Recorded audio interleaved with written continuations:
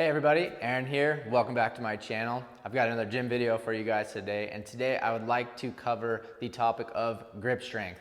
To me, this is one of the most important areas of strength that you need to really be able to ride at a high level. And I wanted to run you guys through some exercises that you can do in the gym to basically increase grip strength or maintain a super high level of grip strength. I think anybody that's ridden for any length of time can relate when I say that there are few things more frustrating as a rider than when you're in the middle of a downhill run, enduro run, or in the moto when you're on the dirt bike track, especially in a race situation where you basically just can't hold on to the handlebars any longer. It's no amount of skill, no amount of talent, no amount of strength or cardio in these other areas really matter at all when you just can't hang on to the handlebars anymore. So these are exercises for me over the years I've developed, things I've learned. I've tried a lot of things because grip strength has been something I've kind of had a hard time with throughout my career at different points. I've tried different gadgets that exercise companies make and all these different workout tools and stuff that are, increase grip strength fast and all that. And I've basically just never found anything that worked all that good. So for me, riding number one is definitely the thing that I think is the best way to do it. But to ride almost every day, or to do the amount of riding you need to really maintain a really high level of grip strength, it's just not obtainable or reasonable for most people. And even for me in the off season, when I'm not riding gnarly stuff every single day, when I do go ride, I want to be able to be doing full runs and not take, a month to get my hands back in shape to be able to ride kind of at my top level. So I've basically developed, I haven't developed, but I've learned that there are 3 exercises specifically that help me more than any other exercise when I'm in the gym to increase my grip strength and maintain my grip strength. These are exercises that are also very easy to track your progress. Grip strength is something that can be kind of vague. It's really hard to tell, am I getting stronger?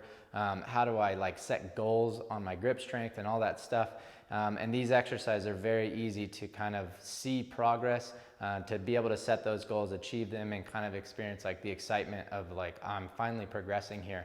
And then obviously feeling the results on the bike. So let's just get right into the exercises. Okay guys, so the first exercise is, it's not as much of a specific exercise as it is a modification to how you hold a weight that you can incorporate into a lot of different exercises. And what I'm talking about is basically being able to use a kettlebell, and instead of holding the kettlebell like this, the standard way, you hold it like this. I think they call it a pistol grip. And there are a lot of exercises, like I said, that you could do holding the kettlebell like this or like this. To me, this way of holding the weight is a very easy way that you can work it into a lot of the different exercises that you would normally do. It's just a little bit of a different variation that's going to put a lot more strain on the grip and also in your wrist and the kind of the overall area of grip strength. I also like it because it is a way that you work on grip strength where the weight is primarily still in your palm, like it would be when you ride, as opposed to hanging on to something or something like in these other exercises that I'll show you after this. So for example, exercises you would normally do with a kettlebell like this might be an overhead press. So instead of doing it like that, you do it pistol style. You could do it like this. I like to do everything pretty much out at side because that's kind of how we ride. So you just do a shoulder press. You could also do, say if you're gonna do a split squat, level 1 would be, something like this, or you could do a reverse lunge.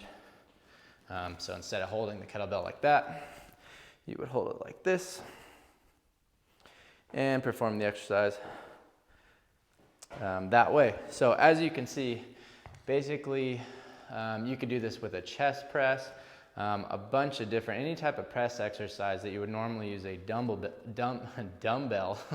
you can use a kettlebell, which even in the standard grip position, I think is going to increase your grip. So it's kind of like a level 1, and then a level 2 will be this pistol grip that I was talking about. So for me, that's something I've incorporated a lot off and on through the years, and I think it'll help you guys too. So that's the first exercise. All right, guys, so moving on to the second exercise. The second exercise that I would really recommend is the deadlift. Very common exercise, something I do pretty much weekly. I'm not gonna show you guys how to do a deadlift in this video because I feel like that exercise is very complex, very easy to hurt yourself, and very important that you learn that technique correct. So it would take an entire video to explain that. So I'd recommend, there's a ton of people on YouTube that do a really good job explaining, well, I would say some, maybe not a ton, explaining how to do a deadlift safely with the proper technique. So highly recommend you check that out. But so the deadlift for me, I really like it because you can really load on a lot of weight, assuming that you can do so safely. So for example, with me, I think, once I get to about say 300 pounds on a deadlift, if I'm doing more than 5 or 6 reps, it's my grip strength that's going to give out first. I could continue doing reps, my legs are strong enough, but my fingers are going to start to peel off the bar.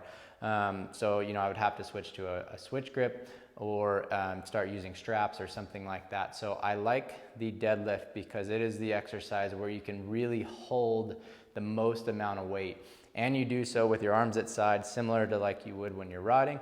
And you have to move through, obviously, like a full kind of range of motion while holding that. So for me, the deadlift, when it just comes to being able to really hold a ton of weight, I think it's the best exercise you can do, and something that really works into these 3 exercises as well. So there you go.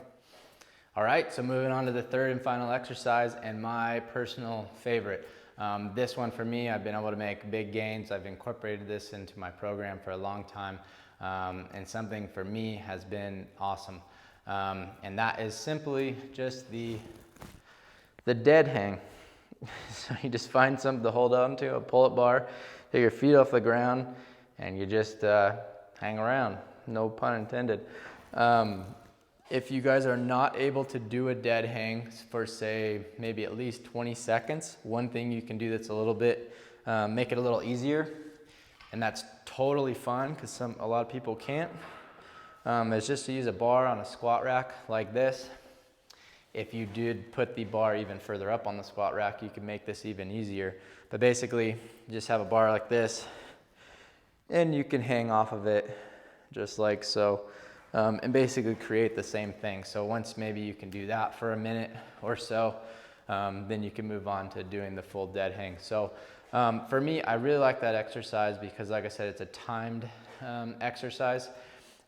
So as opposed to if you're doing a deadlift, if you're doing a lot of weight like we talked about earlier, like say 300 pounds for 5 reps, that's only going to take you maybe 20 to 30 seconds max, and you're going to have to put the weight down. Same thing with the kettlebell. You can only do so many reps where your shoulder is the thing that's going to blow out before your grip strength blows out. So the dead hang is awesome because you can really time that, and it's just a grip strength basically only exercise. And it's very easy to track your progress. Like say you start at 30 seconds and you're like, next time I go, I'm going to go for 35 seconds, then 40, then maybe a minute, maybe 2 minutes. So very easy to track. You could also wear a weight vest or something like that, and you can make it even more difficult.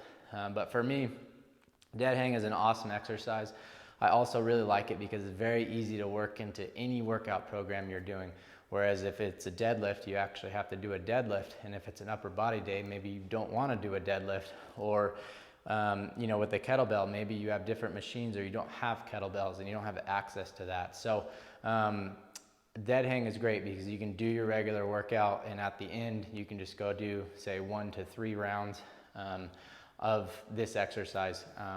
And again, very easy to track your progress, set goals, all that kind of stuff. So for me, this has been the best one for me. I definitely work in the rest of them as well, but this one's been awesome. So I hope you guys enjoyed. I hope this helps you hang on to the bars longer and go faster and all that kind of good stuff. So if you like this video, please subscribe, comment down below if you got any other questions. I'll try to answer them in future videos, and we'll see you guys in the next one.